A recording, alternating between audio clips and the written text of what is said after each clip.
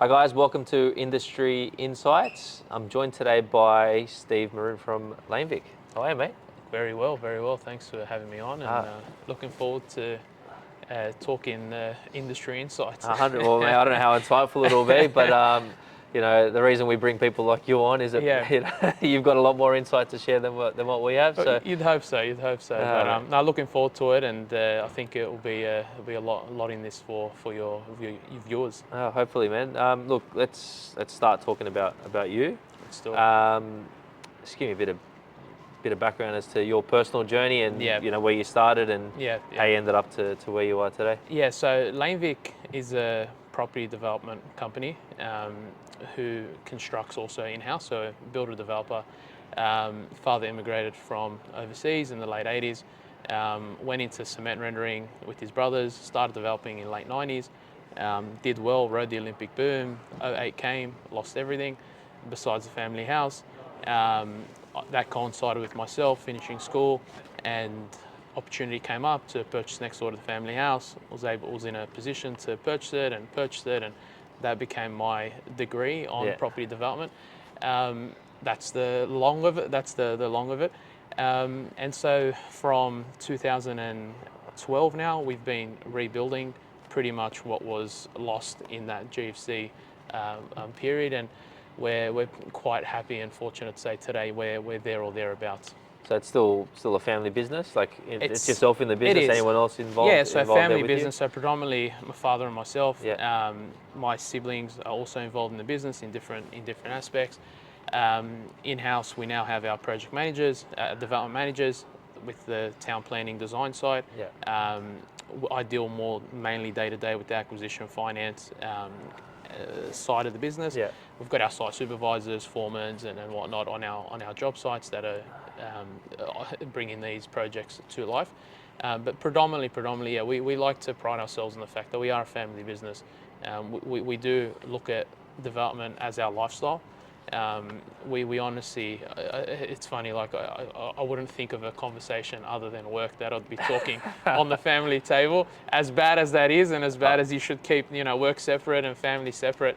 For myself, it's almost my lifestyle, and I don't think about anything else. No, mate, I'm there with you. We have the same thing in my household. It's like whenever I was co-invested in a family development deal, I was like, you go if you have a Sunday lunch and there's nothing else to talk about, like you start talking about the job. Exactly right, exactly. Look, and chapters as well, right? Like I guess the chapter of I guess both of us, we're in that wealth building or that growth cycle in our personal lives, and so it just makes sense. Look, I know this is not about, it shouldn't be about personal development and whatnot, but I think, look, you get what you focus on, and I think it's very important. But let's stick to the brief. So was there ever an option as to what you were going to be or where you were going to end up? Because you did take a different path. You studied law.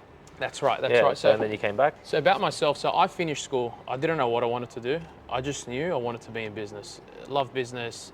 I was a guy door knocking, trying to sell electricity, lawn mowing, all that good stuff. And so I knew I wanted to be in business, but I didn't know how.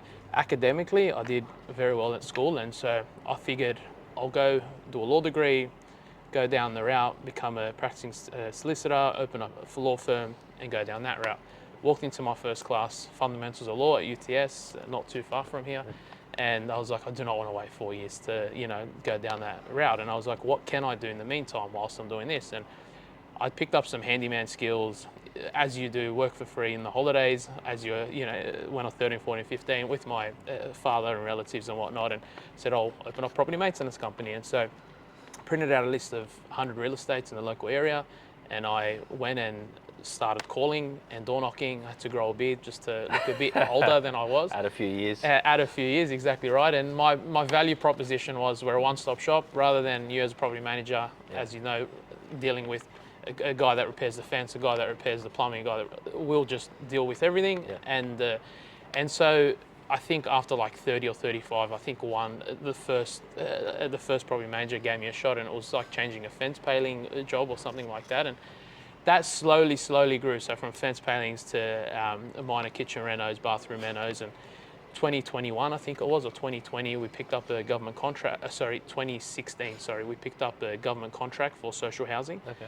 And so what was just a side hustle actually turned into something that was quite large. And at the same time, I was like to myself, am I going to go into law or am I going to go down this building route? And so I was like, let me actually go and do some experience. Yeah. And so I reached out. I reached out to a family friend, and I started doing like a 1 day a week sort of internship, you could say. And after like about 4 weeks, I think I was walking down to the bank with one of the senior, the junior law clerks there, and we're just in conversation. And I was like, out of curiosity, how much did you make last week? And how much did you make? How much is in the paycheck? And he was like, oh, not too bad. It's like $1,200. I was like, oh, $1,200 for the week. That's not too bad. And in my mind, I'm thinking, he goes, no, that's not for the week. That's for the fortnight. And that's when the penny dropped for me. You're naive at the time. You don't know what you don't know. And you think, being a lawyer and all this sort of, I guess, the reputation around professionals is that you're going to finish your law school, and you're going to be on, some large salary. Yeah. And so the penny dropped for me in that instance. I knew to myself, I was like, look, I've made what this gentleman has made. Not disrespecting, what he was doing or whatnot, but I realized that this route wasn't for me. And so we then pivoted, and that coincided with the opportunity next door to the family house, and commissioned the first surveyor. And that's a sort of a long-winded response to. Yeah. So you had you sort of had the full circle experience. Like you literally started on the smallest possible job. A fence, like changing literally fence paneling. Yeah. It's crazy, eh? And then working your way up. And look, that's key, because a lot of people say, oh, your first project was like 24 apartments that you were sort of. It didn't really start there, right? It was like 4 or 5 years. It was when I was 13 years old. Like just being in there, I was always on job sites, always around that industry, always around. And so starting small and building your way up is key. However, look, opportunity comes in different shapes and forms, and when it comes, you've got to be ready to take it. Yeah. And if you say stick back and you think to yourself, oh, it's too big, or it's too complex, or it's too this, you never know when that might come back again. Yeah. And so it's key, and it's one of my personal philosophies in that when opportunity comes, make sure you're there ready to strike, because as I said, you'll never know when it'll come back again. 100%, man. Look, I like your particular personal experience. It's quite consistent with a lot of the bigger family offices that are probably 10, 20, 30 years ahead of where we're sitting right now. Yeah. But it is a consistent story. Yeah. There's been a bit of hardship, but it's we know it's a good industry. Yeah. And that passion runs through one generation to the next, and it takes that bit of extra prep to make sure. Look, development as an industry is notoriously high risk. Yeah. And we see that, right? And it only takes the cycle that we're in right now. Only takes you turning on the TV to see that the last 2 years has been the highest ever amount of bankruptcy for builders on record. So it's definitely an industry that is not for the faint-hearted. And I think obviously your audience understands that. But to answer your question, look, it's important to start small, build your way up, and then to consistently be pushing yourself to get to that next level. So the motivation, was it a money thing, or because you're obviously quite educated? So was it just that money was the draw card, or was it the work that was the draw card? So for me personally, what drives me is growth, right? Now, business is great in that you can quantify growth through dollars, right?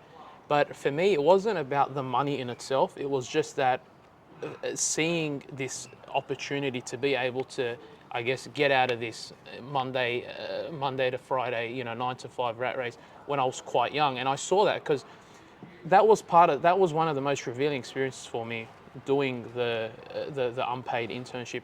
I've never been in corporate. Didn't even know what superannuation was. I didn't in that my whole life has almost been like I've been out in the bush and just trying to find. I don't even know what the Centrelink is. In terms of business, for me, my motivation is growth. Yeah. And putting myself and business was great in that you could quantify growth in that there's clear dollars there. Yeah. And you can see, right? You've made say 1,000, you've made now 5,000, you made 10,000, you made right, but money in itself wasn't the clear motivator for me. It was the growth that would give me that satisfaction that I'm moving forward. And so I'm big in health as well, big in training, big in, and it's not about being the most healthiest but it's just about moving that step forward in terms of your bench pressing. 60 kilos, now 70, or now whatever that is. So to answer your question, it's not necessarily the money in itself, it was more the growth that was linked to it that was the motivation for me. So we're talking about growth. So obviously you started with the house next door. Yeah. Like, what's the end game? Something like that. Like, is that the end game there? Look, I think it's funny you asked that, because there's literally a picture on my vision board where it's got the listing. I think it's currently for sale, the penthouse at the top there. I think it's by CBRE or someone, and it's got, I think it's for $100 million, right? And it's there, and it's funny that we're actually sitting here. It's quite full circle, because I honestly, the Barangaroo Tower, personally, is like, for me, the pinnacle of development. And so it's I guess as an end game, if it's on my vision board, you could say that's definitely there. Okay, nice. Well, look, man, like the way the industry is headed, if you're not scaling, especially in class 2, and I guess we'll get to that in due course, but if you're not scaling, it's next to impossible to be competitive, right? You either got to buy really cheap, or you got to either solve a lot of issues. Well, correct. Look, if you're not adapting, you either adapt or you die. And so scaling is obviously a part of reinventing yourself and adjusting to what's working at the time. And I think, right now that's more important than ever before. The world of development before COVID and the world of development after COVID are two complete different worlds. And particularly in class 2, particularly in New South Wales, we've seen this avalanche of builders that have just said to themselves, we don't want this headache.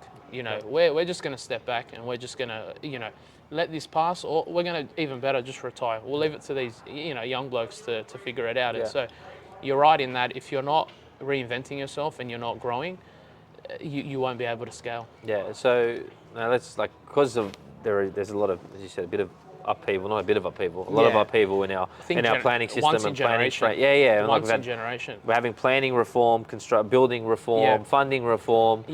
All in one go. All at the same time, right? So it's intense. Correct. And we've had to pivot our entire business here to suit and adjust, and I'm sure you're doing the same thing. Of course. Well, I think that's what that's doing, is creating a lot of opportunities. Correct.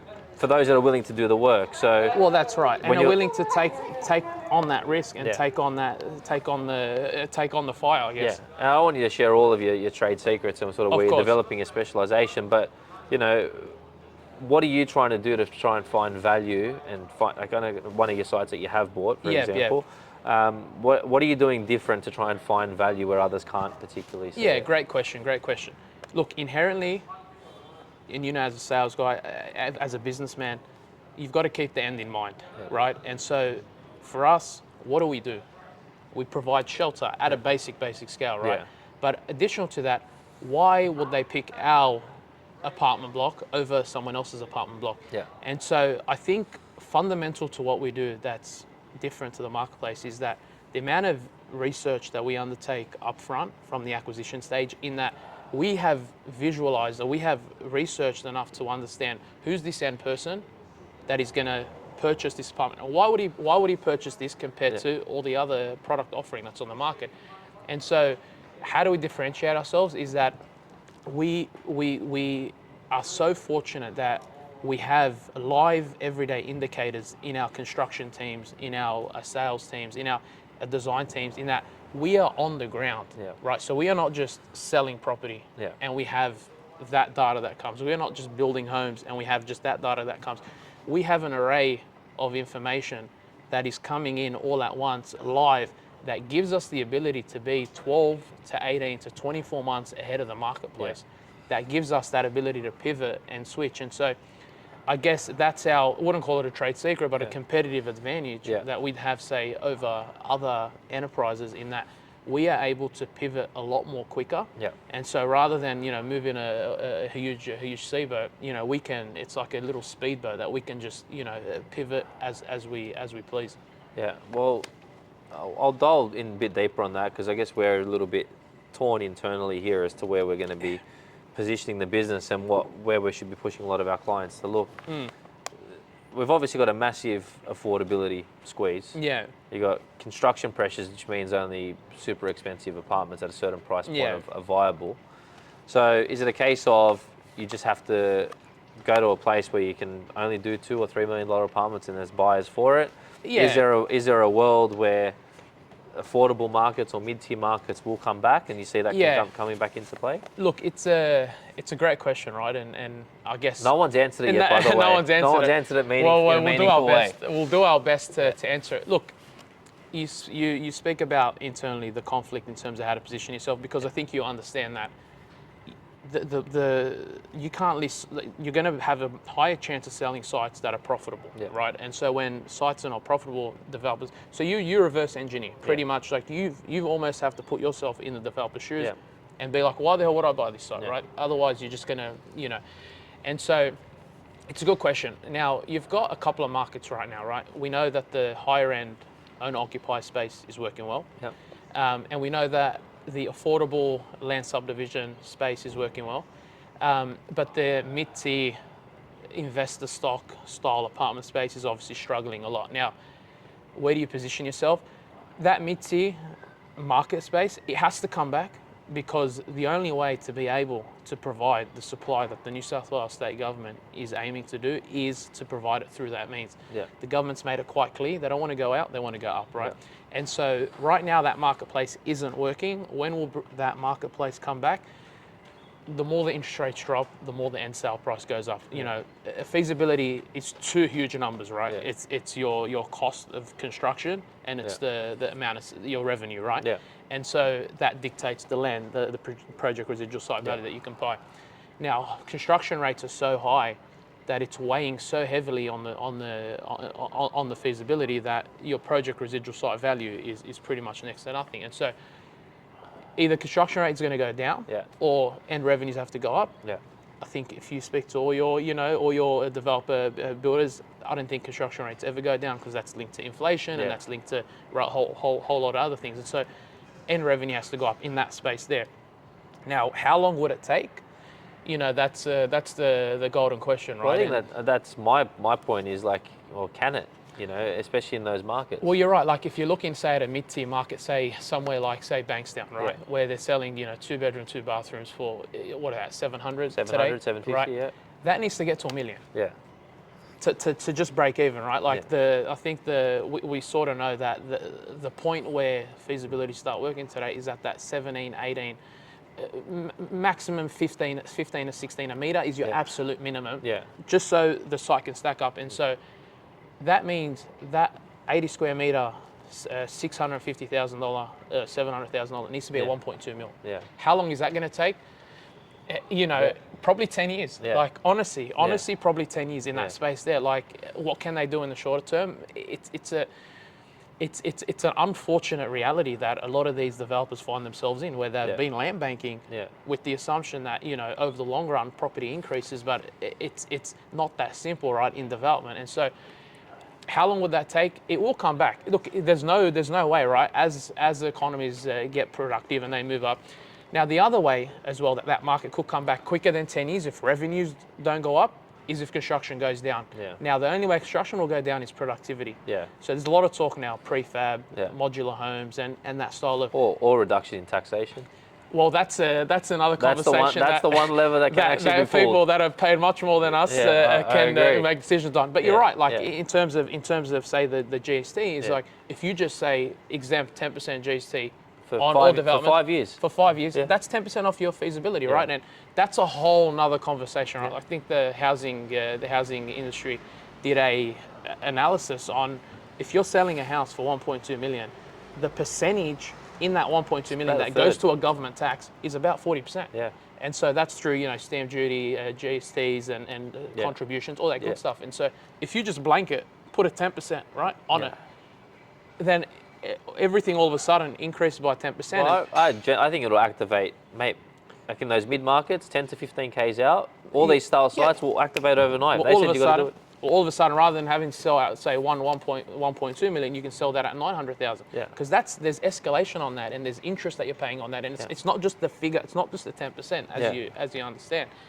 So that's a whole nother political sort of conversation that, you know, I guess from the lens we look at it as, it's a great investment, right? Drop it 10%, but unlock so much more housing that you're going to have rates on and taxes and X, Y, Z and stimulate the economy. Property is the second biggest driver of the economy. And so it's definitely, economically, it makes sense as an argument. But I guess, look, the downside of obviously these larger political, you know, there's politics involved, and there's, you know, time lags, and then there's delay, and the problem is this issue is here today and has been here for 10 years. Yeah, and look, I don't think there's any immediate term. My only, I guess, question mark on the apartment market, especially like heavily focused on larger floor plates and higher price points, is, you know, how deep is that? How sustainable is it? Correct. How sustainable is it? And like we're having these conversations now. I was talking to another developer this morning, and he said, look, my downsizer market pipeline, I'm happy. He goes, let's go look in these $15,000 to $20,000 a metre markets, where I can do a 2-bedroom for like $1.5 million. Right. That's where I'm going to be hunting. Well, he can sell for what? In that 17, 18 metre. That's it. Mark. He goes, like, we have to go back and hunting there because I just can't, like, we're getting stuck now with stock. Well, work it back, right? Like, who's your biggest local buyer? Say first home buyers, say, are your, say, one of the biggest tranches. Like your first home buyer, say, a newlywed that's working together on an income, on an average income of 100,000, say 90,000, say, you know, 100,000 each, 200 grand. What can they borrow? $1 million?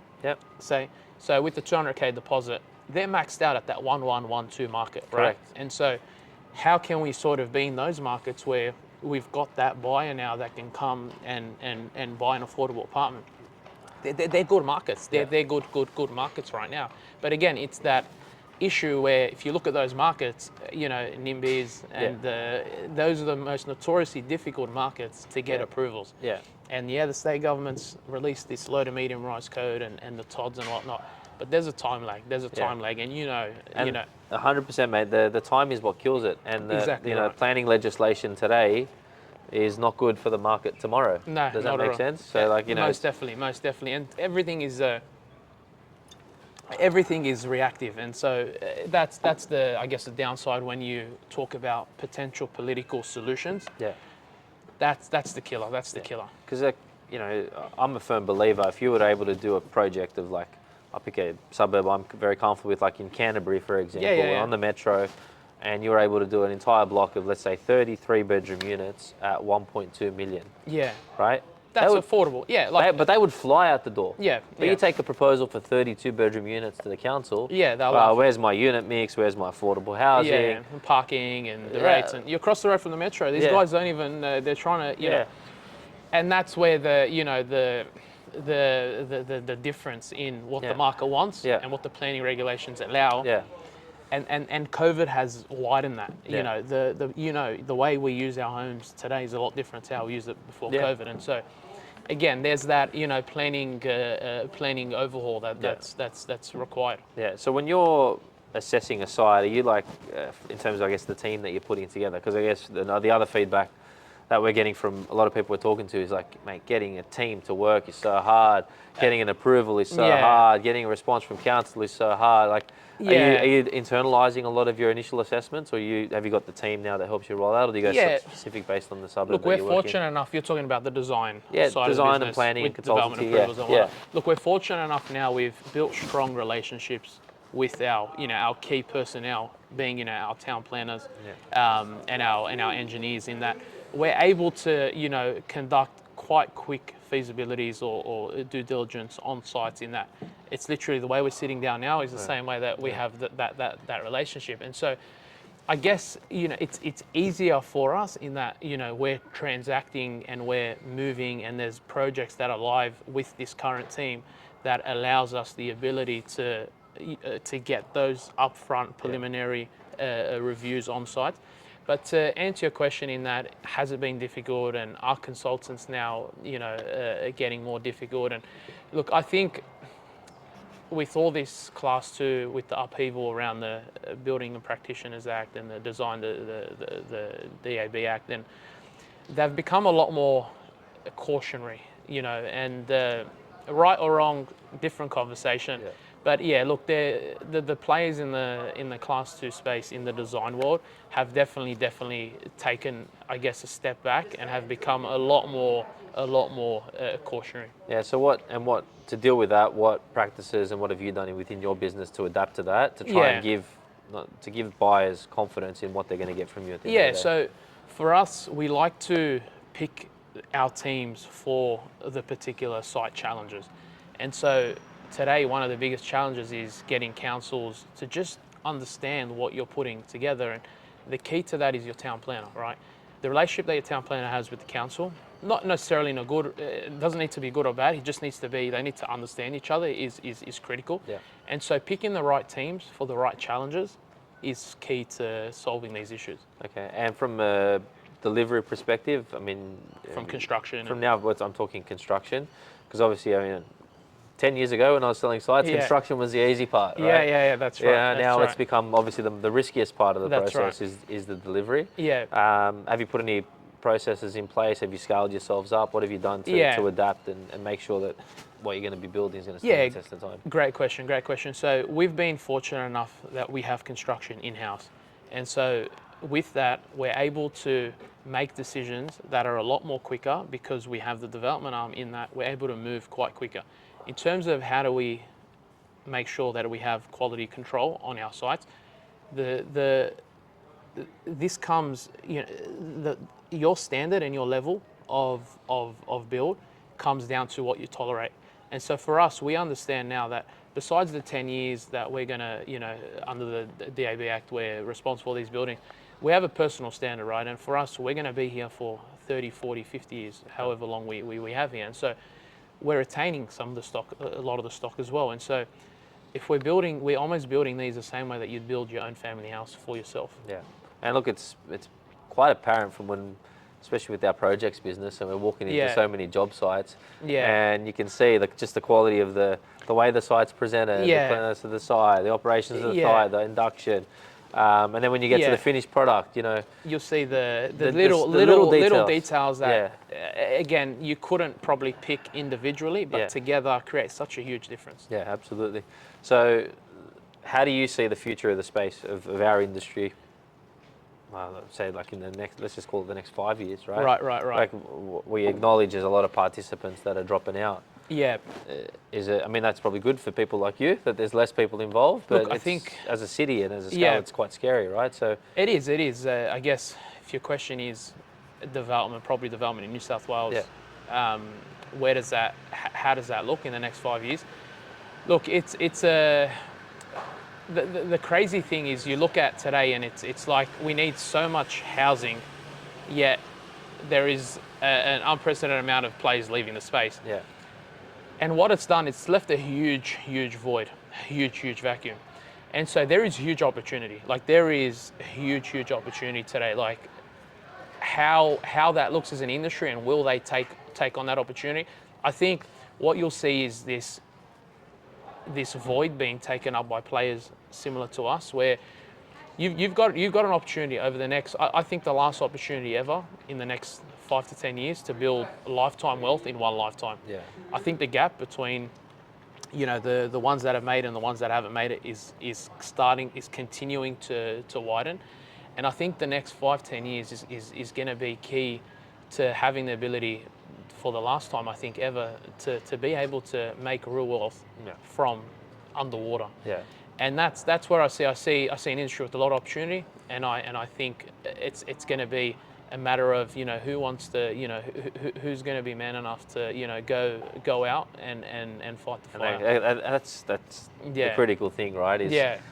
And it's very noticeable in our day-to-day conversations. We've got the established guys who are saying, I'm done, and I'm looking at where's the next batch of people coming through. And look, capital I don't necessarily think is the issue. Capital's never an issue. Because capital is happy to back people who Capital's always looking for deals. Yeah. They're always looking for a good deal by a good sponsor. Yeah. Capital is not the issue. I think now we're washed with the most amount of capital ever. Yeah. 30 years ago, different story. Yeah. There was no capital. Yeah. And so, but today capital is not the issue. Today the issue is developers that can produce, developers that understand risk, and developers that I guess have have their reputation as number one, that are going to be here for the test of time. So, obviously, you're on a personal and a story of growth, and you're going to obviously continue to scale up. It sounds like the size of the projects as you can. Yeah, that's right. That's right. Where are you focusing your attention? Like, what markets are you operating in, and looking and see where long term represents good value for you? Yeah. So that LMR, Todd, sort of 6 to 10 story sort of space is where our next 5 years is going to be in. We're doing a couple of sites now in that space. And so for us, we see good opportunity in that. It's a good market where you can ensure quality build whilst ensuring a bottom dollar, with a market that I think, as you said, is going to grow to be a huge market in that that 1.3, like 1.2 to 2 mil sort of price point that you can deliver at bulk. Okay, and the way that you're getting into deals, have you bought them all outright? Have you partnered up with landowners who've got style sites? Like, what have you typically Yeah. done in So there? for us, we've prided ourselves on our ability to unlock tricky sites, and so our main focus is that we look for, I guess, sites that are not your everyday, cookie cutter, run of the mill sort of sites. We look for sites where we can add our value, which is unlocking these tricky sites. How do we unlock them? So there's a multitude of ways that we've been able to unlock these tricky sites. We've partnered up with landowners, we've partnered up with money backers in some ways to be able to execute these sites. As you said, money and capital is not the issue, right? Yeah. The bigger problem is, I guess, right now is trying to find sites that stack up. So I think that's the same thing that you'll hear across your platforms, is that this inability to justify the margins on the risk that's prevalent today. Yeah, and you've naturally adjusted your margins and your expectations for your returns on your capital as a result. Yeah, of course, but you're still always, I guess, competing with what the standards are, the industry standards are out there. But as I said, in today's market, I think it's not that difficult to find a site, but it's very difficult to sort of justify the margin to unlock that site. So if you've found a site and you've got an idea on what you think you can achieve, what's holding you back other than the price? What's going to hold you back from committing to that deal? I mean, you've probably, from what I'm experiencing, is people have too many options at the moment, and that's sort of been the resistance as to why they're not transacting. Yeah, look, price is the last thing. Like for us, we're looking at, we know price is correlated to risk and to the degree of uncertainty in that space. And so for us today, I think you're right in that there is a lot of uncertainty, right? You've got a once in generation planning overhaul, 400 to 800 meters around these key stations in our most expensive cities, suburbs, overnight have gone from a 2-story house to an 8-story building. Yeah. That's created a lot of uncertainty. And so you're right in that there is a lot of options right now, but that is definitely a real issue. How does that sort of play out, and will that sort of, I think my gut is that the dust will settle on that. Everyone will know their sort of place, and because you've got in some areas councils are rejecting these state government proposals, taking them to literally the environment court. Yeah. You've got other councils that are embracing it, saying we'll give you even more density. Yeah. So you've got this array of different responses from the LGAs, and so it definitely has created a lot of uncertainty. But fundamentally, it doesn't change what the core issues are. Out of all these sites, probably 95% of them don't work because of those constrictions that we spoke about earlier. And so fundamentally, although there's a lot more options, if you break them down, it's not really that much more that you can pick from. Yeah. Okay. So, I mean, always people are going to live with areas that have the best amenity for the lowest possible price within reason. Correct. That's I guess a pretty basic fundamental. It's supply and demand economics 101. Yeah. So but there's, I guess, some markets do perform better than others. Like, do you take any attention to the fact that we're a substantially aging population Where are they living? Like what key data do you look at when you're trying to work out what product is appropriate for a certain market? Yeah, correct. So demographics is important. I think the aging population is something more for the seniors housing and more for, I guess, nursing homes or retirement villages. We're not in that space. Where we sort of start intertwining with the aging sort of population is the baby boomers generation, which is probably at 65 to 75. Yeah. So they will be classified as right sizes, I guess. Yeah. And so that's probably the closest market to that aging. But in terms of your question, what metrics do we look for and whatnot? Back to what I said originally, we keep the end buyer in mind, and so we break it down and we reverse engineer it. Like we reverse engineered, first home buyers, two people working together can only borrow $1 million with the $200,000 deposit. It puts them at that 1-2, right? And so you're not going to be able to have, like if you're selling product that's more than that 1-2, you're going to price them out. Yeah. Or you've got, you've got upsizes. With the family's got bigger, with the 2 children now they need, at least a 3-bedroom, 4-bedroom space. I think, the best floor plan moving forward that will be adaptable to all will be that 3-bedroom / plus study sort of floor plan, because it works for the downsizes, it works for the upsizes, and if you can produce that and deliver that at a price that can be 50% less than a 3-bedroom house in that local area, I think there's good value there. I think there's good value there. I'm with you, man, and I've been screaming that for the last 5 years. Yeah, there you go. To anyone that will listen. Yeah. But look, planning gets in the way. Yeah. Planning gets in the way, though. Unfortunately, that's the biggest issue. That's right. If you could do a small block of 10 or 15, you would do it. But correct. Unfortunately, just your preliminary costs, they're just too high. So, that's right. There is a bit of a logjam. I think, you're definitely, in my mind, and from a sales perspective, we feel you're definitely on the right path. Yeah, I appreciate that. But it's look, it's fundamentally just a very, very big planning challenge to actually get that stock live and bring it to market. It's on. Yeah, we're fighting on many fronts: planning, finance, construction, sales. So and every part of the journey is hard. It's literally once in generation. And I asked this question to your viewers, right? Because I've yet to get an answer to this question. Is that, have you ever seen a time like this before where generally you have, say, either planning is difficult and sales are down, but construction and finance sorted, or you have a credit squeeze? Generally it's one of the four that affecting markets and people adjust. Today it's 4 of them. There is pressure on planning, there is pressure on finance, 13, 14 increase, pressure on construction rate.